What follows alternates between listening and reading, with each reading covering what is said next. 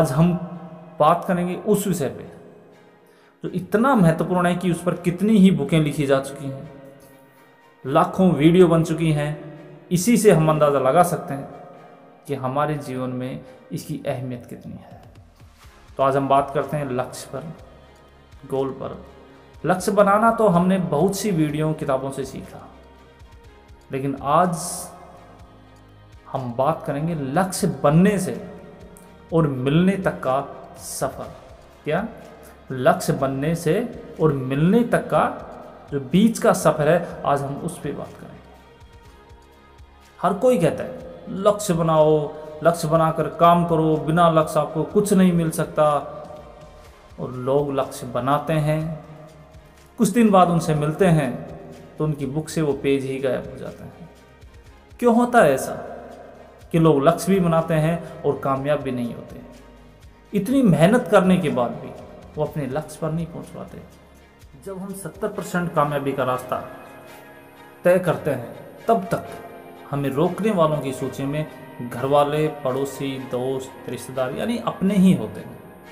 उनसे जीत कर जब खिलाड़ी आगे बढ़ता है, या खिलाड़ी से मतलब केवल क्रिकेट, फुटबॉल या अन्य खेल खेलने वालों से नहीं, जीवन एक खेल का मैदान है, आप उसके खिलाड़ी हैं। आपके द्वारा की हुई एक एक प्रतिक्रिया आपकी परफॉर्मेंस है, उसी से बनता है आपका स्कोर, जो आपके एंड में और जाने के बाद लोगों के जुबान पर रहता है। जैसे अनेक साधु महात्माओं ने, स्वतंत्रता सेनानियों ने जो परफॉर्मेंस की, जिससे जो स्कोर बना, जिसकी वजह से उनका नाम आते ही हर व्यक्ति नतमस्तक होता है। जब आप 70% पार कर लेते हैं, तब शुरू होता है कामयाबी का खेल। अब तक आप कामयाबी के लिए खेल रहे थे, अब कामयाबी आपसे खेलती है।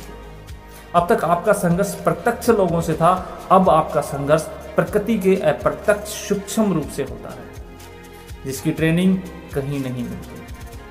क्योंकि हम इस आधुनिक युग के 2 अक्षर पढ़कर भूल गए कि कोई और भी पावर है जो सबको चला रही है। सबसे ज़्यादा चुनौतीपूर्ण होता है ये 30%। जब ये शुरू होता है, तब शुरू होता है एक दूसरे से लगाव, भाव में बहना, ये घमंड और कॉन्फिडेंस, बैड फ्रेंड सर्किल, नशे की आदत। ये वो दुश्मन होते हैं जो दिखाई नहीं देते, ये माइंड को अपने काबू में कर लेते हैं तथा सीखने और समझने की पूरी क्षमता खत्म कर देते हैं। ये दीमक की तरह धीरे धीरे पूरे कैरियर को, इमेज को, आने वाले भविष्य की कामयाबी को तहस नहस कर देते हैं। इनकी चपेट में आने के बाद इंसान अपना संयम खो बैठता है, सही गलत को महसूस करना छोड़ देता है। इस वक्त को कहा जाता है विनाश काले विपरीत बुद्धि। यदि कुछ उदाहरण से हम समझें, अमीषा पटेल बॉलीवुड की जानी मानी अभिनेत्री, नशे के चक्कर में पूरा करियर खत्म। एंड्रू साइमन ऑस्ट्रेलिया के क्रिकेट के ऑलराउंडर खिलाड़ी, नशे के चक्कर में पूरा करियर खत्म। मनीषा कोइराला, मीना कुमारी, परवीन बोबी, ऐसे कितने ही फेमस चेहरे जिनके नाम की तूती बजती थी,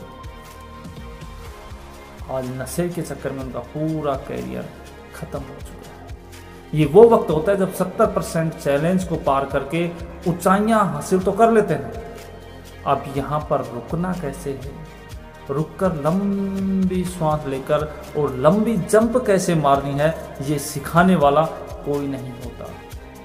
ना ही सीखना चाहते, ना ही सीखने की जरूरत समझते, और यही सोच पतन का कारण बनती है। मैं एक बार अपने सतगुरुदेव जी का सत्संग सुन रहा था, तो एक कहानी सुना रहे थे मार्कंडे ऋषि की। वो कहानी आज मैं आपसे शेयर करूंगा। यदि आपने पूरे ध्यान से इस कहानी को सुना, तो जितने भी सवाल किए हैं और दिमाग में उठते हैं, उन सभी सवालों के जवाब खत्म हो जाएंगे। गुरु जी बता रहे थे कि एक समय बंगाल की खाड़ी में मार्कंडे ऋषि तप कर रहा था। इंद्र के पद पर विराजमान आत्मा की एक शर्त होती है कि यदि उसके शासनकाल में 72 चौकड़ी युग के दौरान यदि पृथ्वी पर कोई भी व्यक्ति इंद्र पद प्राप्त करने योग्य तप या धर्म या कर लेता है तो उसकी क्रिया में कोई बाधा नहीं आती है तो साधक को इंद्र का पद दे दिया जाता है और वर्तमान इंद्र से वो पद छीन लिया जाता है। इसलिए जहां तक संभव होता है इंद्र अपने शासन काल में किसी साधक का तप या धर्म पूर्ण नहीं होने देता, उसकी साधना भंग करा देता है, चाहे कुछ भी करना पड़े। जब इंद्र को उसके दूतों ने बताया कि बंगाल की खाड़ी में मार्कंडेय नामक ऋषि तप कर रहे हैं, इंद्र ने मार्कंडेय ऋषि का तप भंग करने के लिए उर्वशी भेजी जो इंद्र की पत्नी थी। सर्व श्रृंगार करके देवपरी मार्कंडेय ऋषि के सामने नाचने गाने लगी। अपनी सिद्धि से उस स्थान पर बसंत ऋतु जैसा वातावरण बना दिया। मार्कंडेय ऋषि ने कोई उत्सुकता नहीं दिखाई। उर्वशी ने कमर का नाड़ा तोड़ दिया और निवस्त्र हो गई। तब मार्कंडेय ऋषि बोले, हे बेटी, बहन, माई, आप क्या कर रही हो? आप यहाँ गहरे जंगल में अकेली किस लिए आई है? उर्वशी ने कहा कि ऋषि जी, मेरे रूप को देखकर इस बनखंड के सर्व साधक अपना संतुलन खो गए, परंतु आप डगमग नहीं हुए। न जाने आपकी समाधि कहाँ थी। कृपा आप मेरे साथ इंद्रलोक में चलें, नहीं तो मुझे सजा मिलेगी कि तू हार कर आ गई। मार्कंडेय ऋषि ने कहा कि मेरी समाधि ब्रह्मलोक में गई थी, जहाँ पर मैं उन उर्वशियों का नाच देख रहा था जो इतनी सुंदर है कि तेरे जैसी तो उनकी साथ बांधियाँ और नौकरानियाँ हैं। इसलिए मैं तेरे को क्या देखता, तेरे पर क्या आसक्त होता। इतने में वहीं पर इंद्र आ गया और विधान अनुसार अपना इंद्र का राज मार्कंडेय ऋषि को देने के लिए कहा। ऋषि जी, हम हारे और आप जीते, आप इंद्र की पदवी स्वीकार कीजिए। मार्कंडेय ऋषि बोले, अरे अरे इंद्र की पदवी मेरे किसी काम के नहीं, मेरे लिए तो काक की बीट के समान है। मार्कंडेय ऋषि ने इंद्र से फिर कहा कि तू मेरे बताए अनुसार साधना कर, तेरे को ब्रह्मलोक ले चलूंगा, इस इंद्र के राज को छोड़ दे। इंद्र ने कहा कि हे ऋषि जी, अब तो मुझे मौज मस्ती करने, फिर देखूंगा।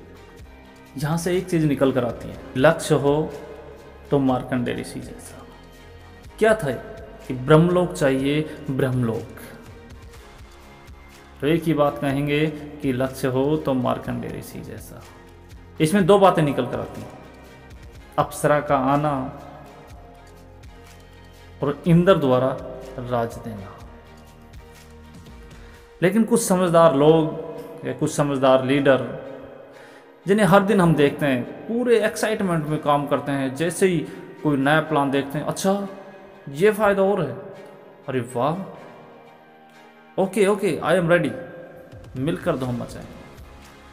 फिर पूरे एक्साइटमेंट में काम करते हैं और कोई मामा फूफी का लड़का या दोस्त मिल जाता है, प्लान दिखाता है, फिर बत्ती जल जाती है, अरे वाह, इतना ज़्यादा, 1 लाख सीनियर चला लेता है, ये फंड भी एक्स्ट्रा है,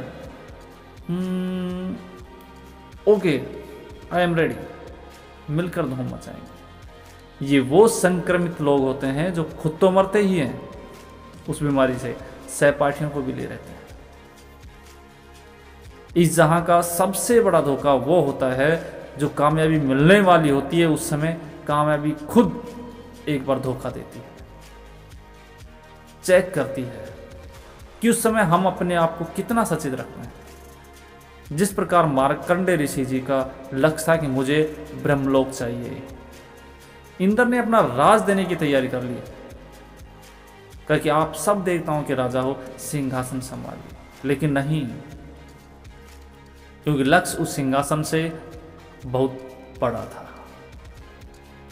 यहाँ पर बुजुर्गों की एक कहावत बिल्कुल सटीक बैठती है, जो कहते थे कि बेटा कामयाब होना है और बने रहना है तो एक बात याद रखना कि सदा जुबान का पक्का और लंगोट का सच्चा रहना।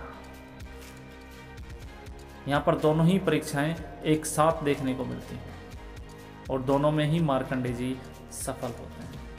यदि उस समय मार्कंडेय ऋषि जी विचलित हो जाते, जब लक्ष्य मिलने ही वाला था, तो सब कुछ तहस नहस हो जाता। आज जो उनकी प्रभुता है वो बिल्कुल नष्ट हो जाती है। एक कामयाबी एन वक्त पर एक पल धोखा देती है। उस समय जो संभल गया वो संभल गया। एक बात गांठ बांध कर अपने दिमाग के लॉकर में रख लें कि जब जब ऊंचाइयों को छूने वाले होंगे, जब जब कुछ बड़ा मिलने वाला होगा, तब तब नीचे वाले ही पैर नहीं खींचते साहब, ऊपर वाला भी हाथ छोड़ कर देखता है कि खुद भी मेहनत कर रहा है या नहीं, या और कॉन्फिडेंस का नशा करके अलसा रहा है। यदि सचेत होगा तो बचने के लिए हाथ पैर मारेगा, वरना नीचे वाले खींच ले जाएंगे और उस कचरे के ढेर में डाल देंगे जहां से वापस आना बड़ा मुश्किल होता है। सब कामयाबी का असली सिद्धांत उस नटनी से सीखिए जो बांस के लट्ठों पर रस्सा बांध कर उन पर चढ़ती है, और जैसे जैसे वो एक सिरे से दूसरे सिरे पर होकर वापस अपने लक्षित सिरे पर पहुंचने ही वाली होती है, उसी समय नीचे से ढोलक बजा रहा होता है, वो ढोलक की ताल तेज कर देता है। लोग उत्साहित होकर जोर जोर से हल्ला करने लग जाते हैं। उस समय जो लड़की रस्सी पर होती है, यदि उसका जरा सा भी ध्यान उस ढोलक की आवाज़ पर या लोगों के शोर पर चला जाए, उसी समय वो नीचे गिर जाएगी और सारा खेल खराब हो जाएगा। कहने का मतलब क्या है? अपने लक्ष्य के प्रति इस प्रकार दृढ़ हो जाइए जिस प्रकार मार्कंडेय ऋषि, जिसे ना अप्सरा विचलित कर पाई ना ही इंद्र का राज, जिस प्रकार रस्सी पर चलने वाली वो लड़की जिसे ना ढोलक की ताल हिला पाई ना ही लोगों का शोर। लक्ष्य वही हासिल कर सकता है जिसे कोई प्रलोभन डिगमिग न कर सके, कोई लालच ललचा ना सके। हर हाल में वो अपनी मंजिल पर रुककर ही श्वास ले। जिसके पास अपने लक्ष्य के प्रति ऐसा दृढ़ संकल्प होता है, उसे कोई प्रलोभन हिला नहीं सकता। यदि ऐसा चाहते हैं तो देखिए, आज अपनी उन बुकों को उठाइए, खंगालिए, उन पर मिट्टी साफ कीजिए, देखिए अपने उस लक्ष्य को जो लिखा है। क्या दिक्कत आ रही है जिसे आप दिक्कत मान रहे हैं? क्या क्या आपको प्रलोभन दिखाई दे रहे हैं कि मैं इसे छोड़कर ये कर लूं? यदि ऐसा है तो देखिए अपने लक्ष्य को, एक एक शब्द को, उसमें घुले हुए एक एक भाव को, उस पर गौर कीजिए कि मैंने इसे क्यों लिखा है। जाइए उसकी गहराई में, महसूस कीजिए और उतारें अपने अंदर दोबारा उसी पल को जिस पल आपने इसे लिखा था। तो साहब आपके रोंगटे खड़े हो जाएंगे, शरीर पानी पानी हो जाएगा, अपने आप से नजर नहीं मिला पाओगे। जब ऐसा हो तब दोबारा वही एनर्जी आप में संचालित होगी और कई गुना ज़्यादा रफ्तार से आप काम करना शुरू करेंगे। फिर देखिए किस प्रकार कामयाबी नहीं मिलती, कैसे ये कायनात आपका साथ नहीं देती। तो बदलना पड़ेगा सिर्फ और सिर्फ खुद को। जिस दिन आपने खुद को बदलने की सोच ली, खुद को बदल लिया, उस दिन वो सारे बदलाव जीवन में आपको देखने को मिल जाएंगे जो देखना चाहते हैं। Are you ready to change your self?